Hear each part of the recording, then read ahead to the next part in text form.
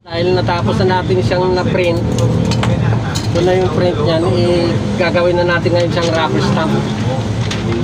Umpisa na natin ito. Ito ay para sa notary na ginagawa natin. Ito ay self-ink.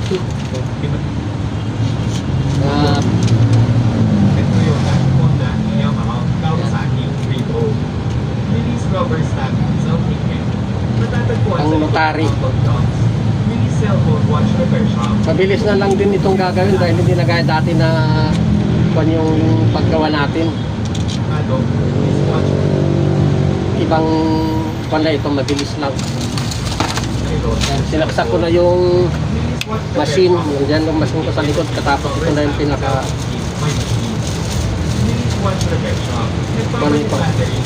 Ito ay wala na masyadong chemical na ginagamit, kaya safe na tayo. O hindi na kasi noon yung dating unang ginagamit namin na pang rubber stamp, daming chemical na lalanghap, kaya medyo hindi ko maganda yung ating tinamaan yung ating kalusugan. Kaya in-stop ko na yon dahil mahirap na, baka mamaya kikita na lang ito matama, medyo tinamaan yung ating